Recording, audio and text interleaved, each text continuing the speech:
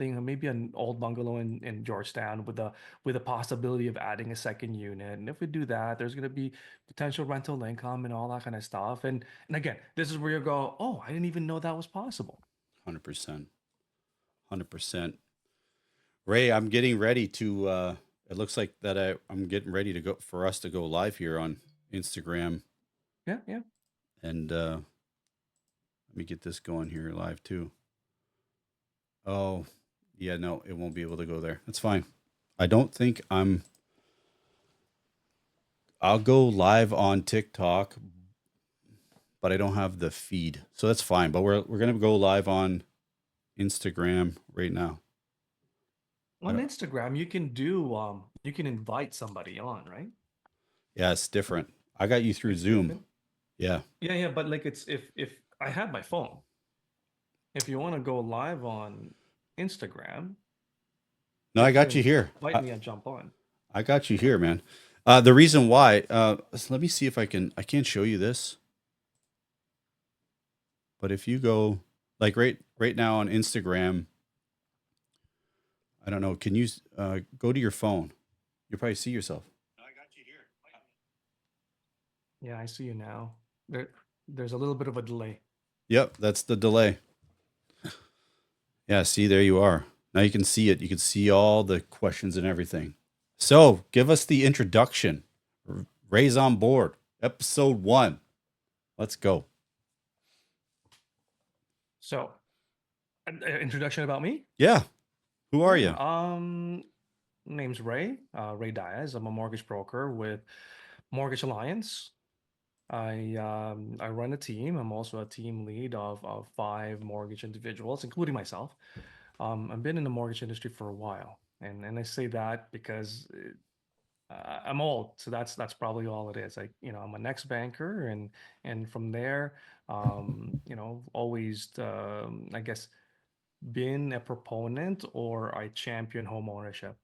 And I think first and foremost, that's um, I don't know. I hold it dear because my family, my parents, my sisters, and I were immigrated to Canada way back when, and I think you feel like you're more Canadian once you own your home, and I'm a big fan of home ownership, not just from a financial perspective, and obviously I'm a mortgage broker, so I see that aspect, but home ownership in terms of the pride of home ownership, right? I've read articles and studies that, people that own their home, they're more likely to vote, more likely to volunteer, more likely to have that pride of home ownership. So, your kids will invite their kids to sleep over, right? Like those kind of things where you go, yeah, the financial aspect is it's nice to lean on once in a while where you go, okay, Darren, if your kids ever need um, you know, to go become a doctor or a lawyer or anything like that, your home's probably going to be able to help you finance their, post-secondary, MBA, doctorate, all that kind of stuff. But I think the other portions of it, the ones that touches somebody's, lifestyle and some of the things that give somebody that great feeling, that's what I always kind of lean on. And that's why, you'll see me work on the weekends or in evenings just because I know it's somebody's home. I know it's gonna benefit Right. them and all that stuff. Probably no different than you. No different. No different. But your business, you can get more creative. Like it's with remember in real estate we deal with the actual house that they're purchasing. You're the one that you guys are the ones that are creating the financing the best possible option for them, which makes it most affordable to them. Right. So home ownership is always is obviously the end goal for I think for anyone. 150%. However, just people want to be like, well, Darren, I would buy a home, right? I'd buy a home, but the mortgage payments, like I can't get the deposit down. Like, what are some of the, what are going to be some of the, what's the word that I'm looking for? Is there going to be any relief for us to actually purchase? Right. That's why I'm so interested to see what's going to happen after the election. To see what are some of the what are they actually going to do to help people actually get into the market, right? Who Yeah. maybe they were cashed out of the market 4 years ago and now they don't have the big deposits. Maybe that the government might look at some. some plans to get people back in. It's certainly going to be interesting, but the market's going to move again. Yeah. I think I think that's clear. I mean, obviously part of the goal that we have in terms of specifically for, first time home buyer or somebody that's been renting for a while, want to get back into home ownership is setting up a plan and maybe more and setting up accountability calls. This is where, let's say, you're I don't know, finish school, maybe you have some student loans, you're thinking about getting that nice car, but you're still living at home. And this is where, okay, well, Darren, if you're a first time home buyer, potentially, fortunately and unfortunately, I need you to save Yeah. and have an understanding of what your income is, making sure that credit history is good.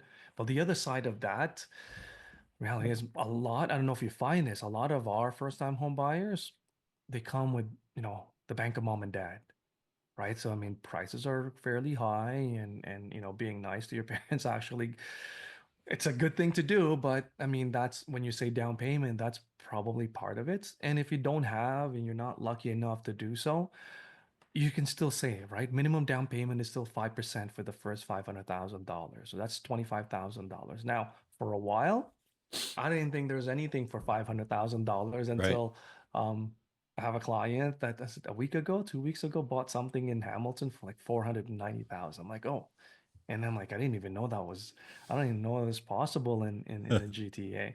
But this is where I see that there's an opportunity. We've seen if you're motivated enough, you save enough, and you have income and credits, and maybe sometimes, like I said, you're gonna get you might need help from bank of mom and dad, or maybe it's just an accountability call on our side and making sure that we're Yeah. fixing your credit and all that kind of stuff. So it could be a every quarter type call or every 6 month type call and say, are you making progress? But there's a lot of strategies, I think, that people don't think of. Like, hey, Darren, if you're gonna rent, you're not you're not gonna be opposed to getting a roommate, but why wouldn't you be opposed to co-owning it with a good friend, Mhm. right? Like, this is where I go, okay, well, get in now. Because do you think that there's opportunities out there? Let me ask you, because you're on the real estate side of things, which is more interesting than mortgages. Mortgages are interesting because they give people, see, what the thing that I notice the most is that people don't know what they don't know.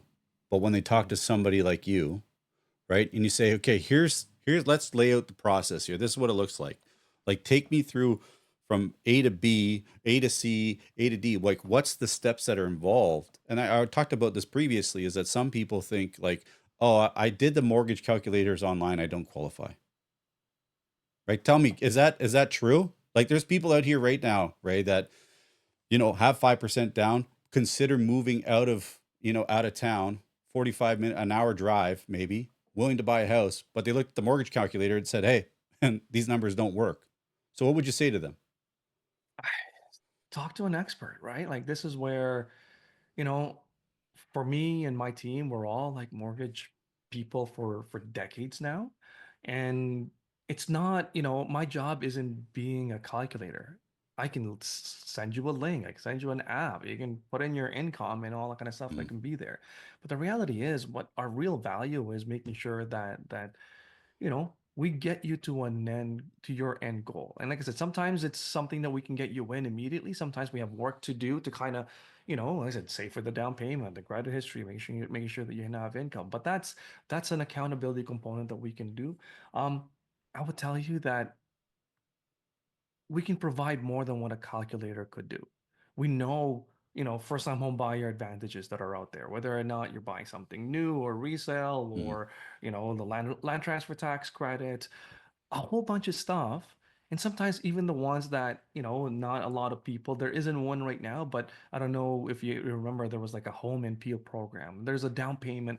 They come in and out, right? Like this is where you go. that's right. We don't have a zero down payment product necessarily. There is and there isn't, like borrow down payment rather than zero down payment, but there are some government products that goes in and out where you go, hey, maybe that will help you get in to your down payment and Right. stuff. And like I said, you don't know until you really talk to an expert, I think. I always found it that, when you're doing open houses, and let's just say like a level entry homes, you would get people, and I found this through the years, you would get people kind of jumping in, right? They'd be jumping into the marketplace, want be like, yeah, we're just starting to search out, right? We just want to search homes, and they'd be going to house to house to house, and then it'd be like, yeah, I'm like fired up, I'm ready to go. Like, I want to buy this house. I have my, what I need the 5% down. I have everything that I need, right? And then they go and they're like, okay, you're the agent. Let's go. And they put the offer in. They get the purchase price set. They got their down payment of $15,000, and they get into their financing condition. And 2 days into their financing condition, it could even be quicker than that, Ray. It's, yeah, you guys can't afford this house, and it's like, well, did you not do the pre-approval? Well, I did the mortgage calculator. I went online. It told me that I could afford, but Yeah. there's some hidden details that are in that application that are starting to pop up. And it's like, if you can find out what those are before you ever go out and start looking at houses, right? Then oh, listen, I gotta fix, I gotta fix this blemish on my credit. I need a little bit more money here. And so the more I always find that the more educated you can be before you even start the process of buying a home, the more you're going to be more in control. And I think Yeah. that people get scared. I think first time home buyers get scared of doing the mortgage process because they feel like, well, I'm going to do it and then I'm going to get told no. And guess what? No is a great place to be, because it's just doesn't mean no. It just means not right now. But that's exactly, yes. Like we never really, you know, say no to clients. It's more this we have some work to do. Not just you, we do. Right. Because like I said, we when we do that, like I said, there's accountability calls, and I say it's accountability calls. It's basically me making sure that we're progressing to a specific, status or a specific date that we're eventually going to go back and say, hey, guess what, Jim, go call Darren because we're ready now, That's right? right. So, and I think that's part of what we do. And just as an example, last night, one of my clients bought a property. Now, this is something that initially was a regular pre-approval. We went through it. They have their down payment, incomes, and all that kind of stuff. But they were finding it difficult. They offered a couple of times, lost out, but they said there's this property that we kind of like, but the kitchen's not, exactly how they want it. They're thinking, maybe they'll wait a little bit and all that kind of stuff. I'm like, hold on. We have, we can budget in a renovation cost into Mm. this. Bought it yesterday. We're basically, there's no condition of financing or anything like that because they choose not to. But this is where, we're working on getting the approval. And like I said, this is where for most people going online, they might not know that there might be flexibility in getting purchase plus improvement type products and so on and so on. Purchase plus improvements. I'm sure there's some people going, "What? You're telling me I can get a mortgage and I can get purchase plus improvements?" Yes, up to What is I that? have a Just like simple. What is that? What does that product mean? Like, So let's say, you've got John. John, bought a property for mm, $550,000, and they have the money available for $550,000 as far as, a high, maybe let's say minimum down payment or close to it.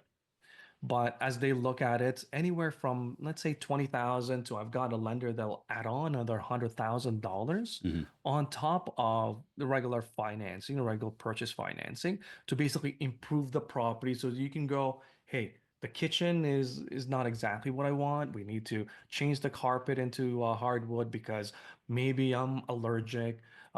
Maybe we want to do something with the washrooms and so on and so on. Now, sometimes if we spend, let's say, $40,000 on improving the property after purchase, um, we can go back basically at the point of approval and then maybe shortly after, as long as we have a contract or quote, we Mm. can go back to the lender and the insurer and say, we're looking at this improvement and it's worth around $40,000, and get them to assess if we're going to get dollar for dollar value increase on the property, Wow. right? And lend based on that increased value, Wow. Does that right? So go ahead. this is basically something that you don't have to save for it necessarily, we can basically add it on to the mortgage based on a high ratio perspective, not like before where you go, I have to close my $550,000 purchase price. Mhm. And then maybe at some point I can build up the equity up to that 80-20 split, right? And then That take there's it out. that benchmark. And then I can take it out Mhm. again. I'm like, no, we can go in 95% loan to value or the minimum down payment structure. So, if we can say 550 plus the $40,000 increase of 590, and we can basically, lend based on that value. Wow. So does that It's really help with the new programs that are coming out through the government? This it's a 95, different so it's a different it's a program, but different. there's other ones, right? Like there's other ones where we add secondary units. Mhm. That's what I'm excited about. So yeah, I don't know if you can see at the back, there's got a bunch of papers and all across my office here. There's like tons of papers there. Yep. But some of those are what we call, basically adding your first rental property, Okay. right? Like up to maybe three or four. The new program, the government programs, I had to reset my webinar into adding your first rental property is your own home property, Mm. right? Because again, it's one of those, you don't need to buy a condo at $1,000, $1,200 a square foot to go, get some rental property, a rental income. You can basically add on the cash flow by finishing the basement or a backyard suites and all that kind of stuff. So Correct. there's some government programs that's coming or that's there that we should be excited about. I think that's going to be a big program coming up, as we go into Q3, Q4, right? Once we get through the election, all these programs, right?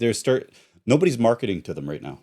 So, once people start going, okay, well, I do have this 2,500 square foot house, right? My parents do want to downsize. They do want to sell their house, right? We'll sell their house and we'll redo our basement and they can be here because they're going to travel most often, right? And Yes. they say, well, where can we get the money from? Well, we can now use this program. But again, Yes. this is not Google. Like you can Google it, but the question is, well, what's the how? What's the how to? We have to call someone like you, Ray, to give us the how tos, Yeah. right? So, Yeah. what do you think about like what is it like now? Should I get this question all the time? People always ask me, Darren, should I buy first or should I sell my current home first? Like, what's your advice to give So to people? so from my perspective, it's a real estate question. So I stay in my lane. So I'll work scenarios Yeah, where, here you because the go. reality, no, I mean the reality is this, right? So this is part of the experience, I guess. Yeah. This is where I could take the route where I go, Darren, sell first all the time, right? Because at least you know how much down payment, you have access to it and all that kind of stuff. And then and again, there's markets that are good, but imagine the market before in when was it? 2021, let's say. Yeah.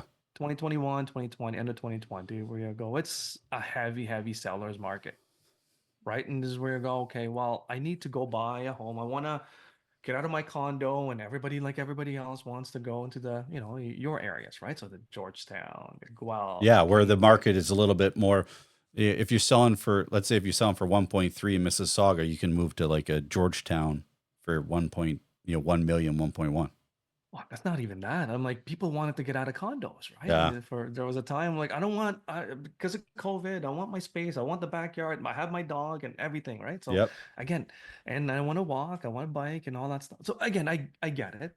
But if somebody asked me that question, I don't have a standard answer or go, okay, well, you should sell first before you buy. I'm like, sellers markets? Like you're doing that? No, no, ask Darren. Darren knows exactly how Right. this should be set up. Now, on the financing side, I could tell you different scenarios. Scenario one, Darren tells you you have to buy first. Perfect. What and then from there, I'm going, okay, well, if we have to buy first, what does that look like for us? Are we going to be able to get a firm sale before the Mm-hmm. purchase is done? Mm-hmm. Or what if there's a scenario where we can kind of think about and say, you know what? We have a specific number that we want, so there's a possibility that we close the purchase way ahead of us getting a sale. Mm-hmm. Now, that's a financing question. This is where I go, okay, Darren, your Right. client basically with a firm sale, I can give them a straight bridge loan, simple, right? Without Easy. a firm sale, I can give them a private bridge or a combination of an A and a refinance and all that kind of stuff. So this is where again the best scenario is that you get to execute what the client needs moving forward, and I just have to complement it with the proper financing plan with obviously with some scenarios that may if it works out as plan A, Right. or even if it doesn't, do we have alternatives to make sure that we're not going to get sued or anything. Correct. I think that so should you buy first or sell first? It always depends on the individual. Listen, if you've been watching a street, it's all cul-de-sac, backs onto a forest, you live there, your grandparents were there, like it just has a special meaning to you. Guess what? You're going to sell, you're going to buy first, Yeah. right? It doesn't matter until I'm blue in the face, be like, no, no, sell first, sell first. Like, Darren, this house is not going to be there anymore. Well, now you're going to have to buy first. You're going to have to take a long closing, right? And then we're going to have to really be and pay attention to what's happening in the marketplace and around your area. Like if stuff's just sitting around, we got to be a little bit more competitive, Yeah. right? So it's all strategy. It really truly all is, and it depends on the how much of a need does the seller need to move, Yeah. right? So there's no right or wrong answer, is what you're saying, right? That's pretty much what it Yeah. is. Yeah, it's individual and like you said, the strategy behind it. And I mean, I think in our world, it's just we want to make sure that we protect our clients, right? So, they either understand the risk that they're going into and or if it works in their favor, that's great. If it doesn't work in their favor, what are the alternatives we can we were able to provide them. Now, is it okay if I ask you a question? Of course it is. That's why we're here. Again, you're the real estate expert, and this is where, like I said, I think for most cases, your industry is more interesting than mine, because my industry is like it's one of those you need money. That's why you're talking to somebody like me. I'm Right. hoping that you like me enough, trust me enough. That it's like, hey, you know what? Let's plan this. Let's plan our future. But we've seen up markets and we've seen down markets. Like I said, as I told you earlier, I'm a big proponent of home ownership on the home side. But the other side of this, I'm also a big proponent of owning your first, second, and third rental properties. Now, from your perspective, short term and long term, let me preface it that way. In the short term, where do you see rental investors are in the market today in the short term? In the short term, let's say in the next year. And how do you foresee it if that's your plan on the long term to go buy your first, second, and third rental property? Well, let's look at short term. We've already went through a period where the prices have came down a tremendous amount, right? So I believe that the market, the bottom was November, December. Yeah. So let's just say if it's November, December of 2024, now we're now starting to move a little bit up more into a more supply and demand is going to be kind of stable.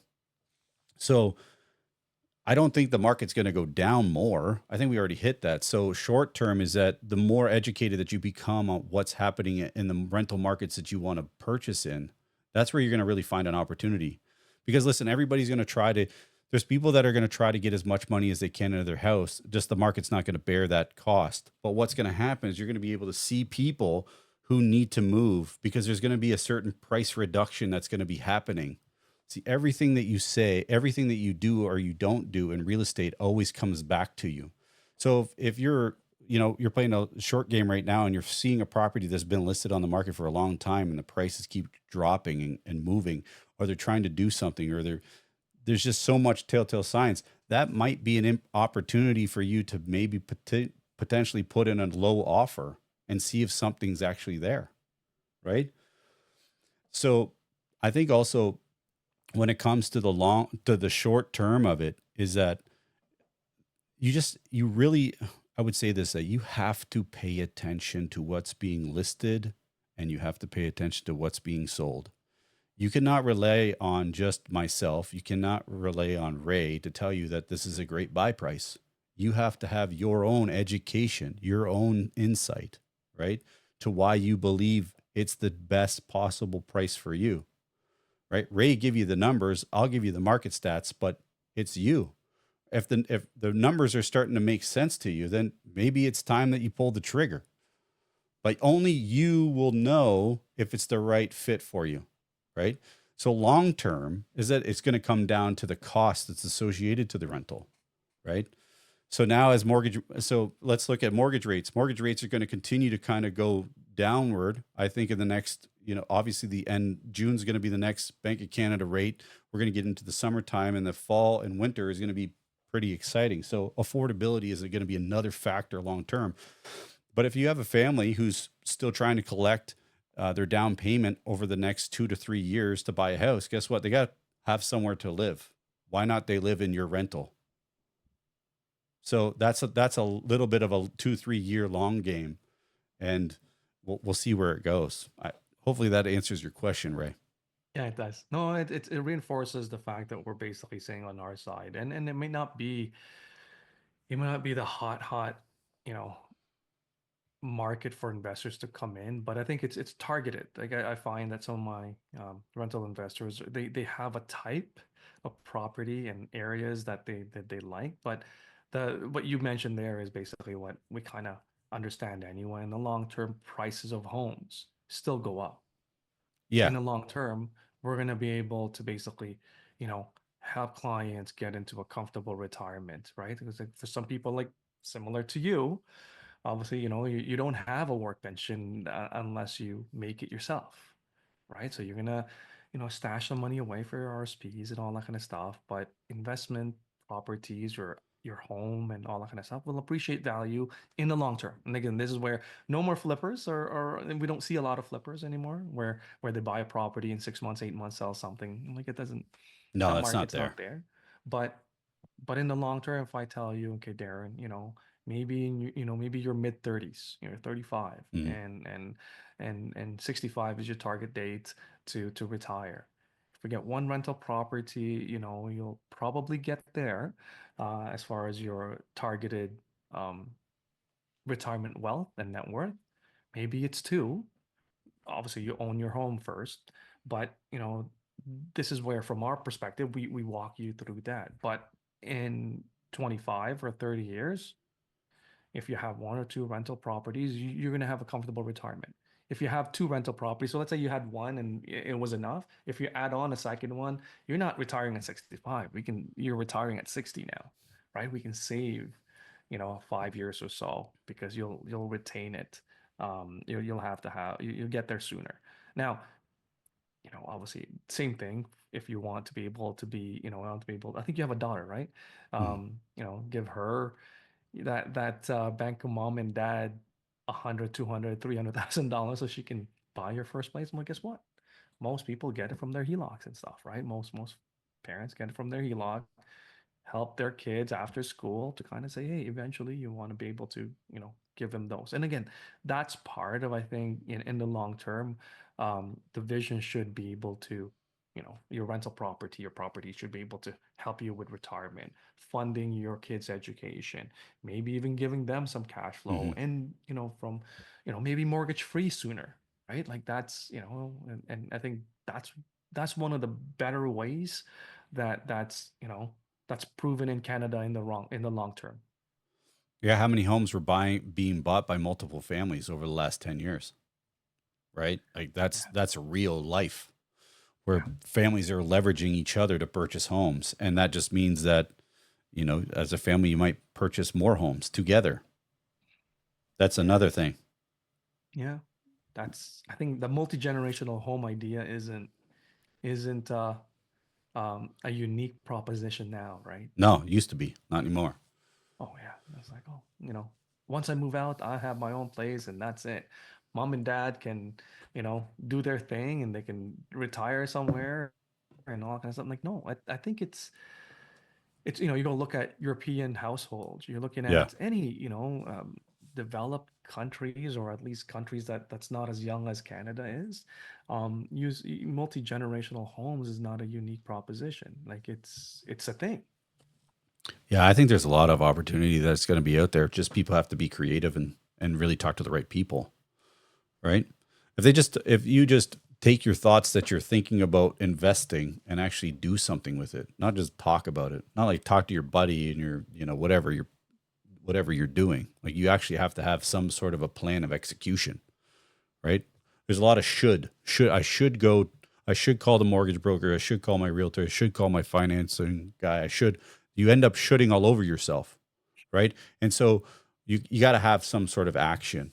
What I find, Ray, is that there's a big discussion about people doing reverse mortgages. They're like, you know what? I'm gonna go in a body bag. Sorry to be so graphic, but you're not taking me out of this house. I'm gonna have 400 grand in here. I'm sucking this thing right out.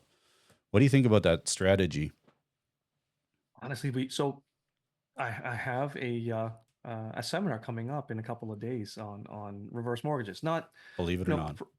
yeah, and it's a great product. Now, the idea is behind, like, it's like anything else, like I said earlier, and it's one thing to kind of Google, figure out, Mm, what a reverse mortgage is. And a reverse mortgage is for 55 years or older individual that owns their home, and you don't need to have a whole lot of income to support it because there's no payments mhm, on that mortgage. So lots of good features. But the strategies, it's what interests me, because this is where one of the things that you mentioned. I mean, the baseline of it is that, hey, you know what? Um, let's say, I don't know, Jill and Jeff are, older individuals. They're both retired. They're in their 70s or something, and they have the, mortgage fee on their home, mm, but maybe they need to retrofit it to make sure that it's, wheelchair accessible. Maybe they need access to some funds to, update the property. Or maybe, uh, Bill, their son, needs some financial help because mm, he wants to start his own business or something. A reverse mortgage gives you the ability to have access to funds without having to worry too much about, um, how much employment income. Because you have, 55 or older, you're either just about to retire or already retired. And from that perspective, like I said, you don't have to worry about the payments. But like I said, that's the baseline of, like, oh, it's a great design as far as the product is concerned, and it works for a lot of individuals. yeah. Now, the other side of things, because it's had some bad press for a while because the interest rates are higher. Mm. Obviously, there's an added risk. There's no payment. It's added risk for the lender. And Ray, the sorry, is idea that a behind fixed rate or is it a variable? it could be anything. It Okay, could be but fixed. both. It could be variable. It could be Okay. 1 year. It could be 5 years. There's terms to them. Right. So, I mean, the strategy behind which one to pick is also similar to the conversation we'll Mm, have with somebody. They'll ask me and say, Ray, should we go fixed? Should we go variable? Because it does accumulate in time. But again, the idea behind it is that, at least the overall idea is, like, Darren's, I think it's a John and Jill, they're able to stay in their home, and they get to have access to funds. They don't have to worry about the monthly payments. They get to, maybe go and mhm. travel some more, Traveling is a right? huge thing. Oh, They're like, yes. I'm mailing this thing in. I'm not moving. I'm going to Europe. Yeah, like I'm going where I'm going to Africa. I'm out of here. I'm on a cruise ship for the next 4 months. Why not, right? Like, That's where and I like, think the bad press that we get, or that reverse mortgage gets, is not for the individuals, not for mom and dad that has it. mm, It's, you the know, kids. it's the kids, right? They're So gonna the get kids no. are, They're gonna get no equity out of it. yeah. But Yeah. to be honest, like, a lot of the times when we run the numbers, the net worth, the equity actually is somewhat protected, because property are still increasing in value, It's true. It's right? true. So again, it's not like, Bill and Shannon are all of a sudden out of equity when you pass. Yeah. To be honest, like, this is like your money you saved it, might as well enjoy it. But again, let's say they do want to pass on to the next generation and stuff, Right. there's still money available, right? It'll never be zero. And there's no likelihood the property that the equity that you have from the time that you got the reverse mortgage to the time that maybe you had to sell the place and transfer that wealth over, it's probably the same or more, because Wow. the property increases in value. That's true. Yeah. Sounds like a lot of upside. Plus, you don't have to live at your house the entire time. You can go travel the world or get Oh, the deck that you wanted or the trailer that you want to cross, Canada with. Like, there's so much opportunity there. Do you oh, think people just don't know about it or just kind of Google it and then that's about as far as they go? Yeah, I think it's one of those, they see the interest rates and then go, that's higher than a regular mortgage and so on. But the opportunity that they don't see is like the strategies that we build for our clients. Mm, You can actually go, oh, my CPP and OAS is not enough. And maybe I'm running out of my RIFs, my retirement income funds and stuff. mm. Is there a way to use a reverse mortgage again, no payment, and buy a second property and get income from that? Now that income is now um, well, it's income, Hmm. right? So it's something that you can use for your cash flow. The other part of it is like, hey, why am I cashing all my investment when I have extraordinary expense? Because every time I do that, guess what happens? I pay taxes because it's income. Well, if I get it as a reverse mortgage, it's, I get $100,000, $200,000, and that's not taxed, right? And this is where you go, oh, when the market's down, why are you opposed to doing that? Don't cash in the loss Hmm. unless by design that's how you want it. But this is where you go, you can protect your lifestyle and you can protect your investments by at least looking at these kind of products. It sounds like there's a lot of great opportunity for people out there. They just got to, you know, just have to look. They got to look and see what's under the hood, Yeah. right? And Like that's anything else. Yeah. is reverse mortgages. Are they just at the big banks, or is there also, The the big banks don't have them. We have that's three all? major one. Yeah, we have three major lenders on the reverse mortgage side, Yeah. and they're well established. They're great in Canada and stuff, and they're all pretty similar, different, minor differences. But it's like so I would say access to funds in anywhere from a big lump sum, right? Like you go, okay, I need 200,000 and I Hmm. get $200,000 day one, or it could be a monthly draw, right? Like a regular scheduled draw, or take it as needed. Ah. Yeah. So again, this is where depending on the client, you can kind of customize it. But like I said, it's in our world, it's not just customizing when the client needs it. I'm like, what else can we do? Can we actually utilize this to further benefit your cash flow and net worth and all that kind of stuff for the future? So imagine, if you're 55 or 60 years old and you Mm, still have 10, 15 years ahead of you before you think about retirement. I'm like, why not buy that retirement home that you want now, but rent it? Or mm. maybe keep your current home and rent that and move into the other place. And you're getting income into property that maybe appreciates in the next 10, 15 years. That's why I kind of ask and say, in the next 10, 15 years, do we still see an increase or is it Hmm. flat or is it going down? That's why reverse mortgages are so attractive, is because if somebody is thinking about, buying a retirement home somewhere, they can extract that, basically that equity, and then repurpose it into, their home now, thinking that Yes. the prices are going to go up a little bit higher, which is going to cost them more. So why not take advantage now where the prices are low?